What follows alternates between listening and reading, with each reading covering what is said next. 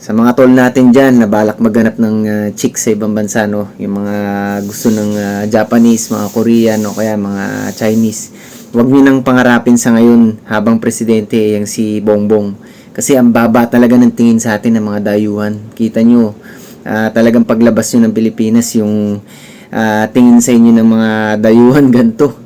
Pataguyan, no? Siyempre, hindi nila babasusin kayo ng harap-harapan. Pero pag sinabing Philippines, imbis na sabihin wow, ang reaksyon nila, talagang parang may hidden meaning Talagang sa sarili nila, sa loob-loob nila, gusto nila sabihin na kawawa naman to, di ba? Isa lang tong langgam, parang ganun. Kasi kita nyo yung billion-billion na flood control projects nga, na-expose yan Pag sinearch yan sa internet, talagang kahit saang bansa ka, makikita mo yung kagarapalan, kakupalan nitong mga Philippine politicians natin ngayon, di ba? Siyempre, yung mga tao, hindi may iwasan na iisipin nila na ganun ng mga Pilipino, no? Kasi sabihin nila, nature ng mga Pinoy na magnakaw at mga mandarambong, ganyan. Uy, medyo katunog yun Experience ko, no? Kasi ako, siyempre, nagpunta na rin ako ng Korea. Ang nangyari dyan sa akin, siyempre, naghahanap tayo ng mga Koreana maganda, di ba? Yan, may mga nakaka-date din tayo. Although medyo choosy tayo mga tol kasi syempre si God ang pipili para sa atin ng the best, di ba? Hindi tayo magsisettle for less. May mga nakadate pa rin tayo, mga maganda mga Koreana dati. Pero may isang experience akong di malilimutan yung nag-date kami mga unang beses.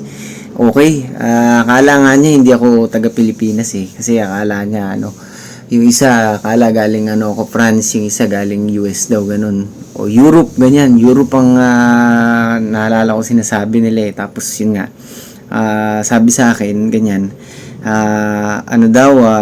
Okay daw ako. Tapos yung mga ginagawa ko, ayos din. Nakikita nilang tumutugtog ako, ganyan. Pero yung nabanggit ko ng home country ko, Philippines, sa Pilipino, talagang nakita ko yung reaction sa mukha mga tol parang na-disappoint no?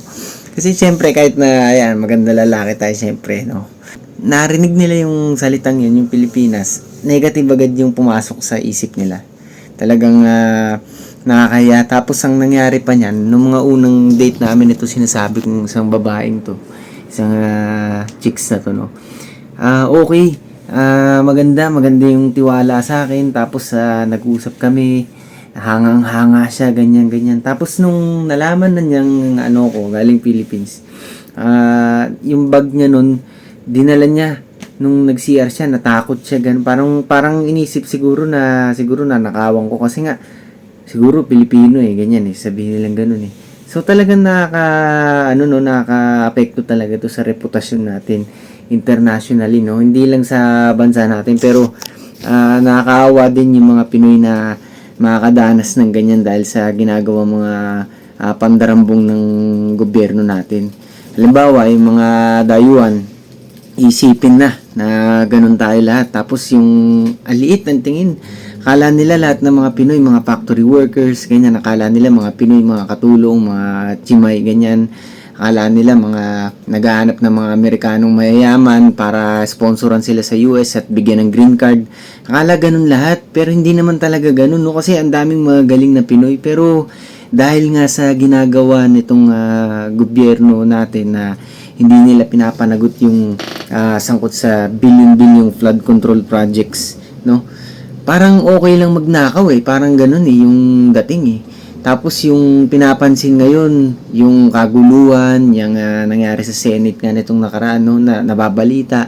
Parang ang nangyayari, ang bansa natin is in chaos Ganun ang tingin na parang wala tayong sarili mga korte, na parang pinamimigay na natin yung soberanya natin sa ibang bansa, na ginigive up natin sarili natin mga kadugo, nagiging makapili tayo, di ba?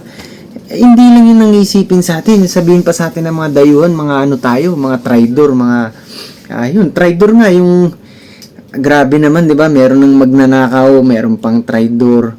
Tapos yun nga yung baba ng tingin mga uneducated, low class people, 'di ba? Na intellectual capacity mga mababa kasi hindi nakapag-aral ganyan. Paano yung education system natin, 'di ba? Paano gaganda kung hindi nabibigyan ng sapat na effort ng pamahalaan, 'di ba? Ang ginagawa nila yung mga kalsadang hindi naman kailangan ayusin, nire-repair, billion-billion, tapos eto, nasangkot na nga, na-expose na yung flood control project, DPWH. Wala naman nangyari. 'Di ba? So yung kawawa dito yung mga lumalabas ng bansa, yung mga madaldal naman sa social media na mga mahilig mag-keyboard warrior. Hindi nila alam kasi akala nila normal pa lahat, akala nila okay pa lahat dyan. Pero pag yung mga yan, bumili ng ticket papalabas ng bansa, no?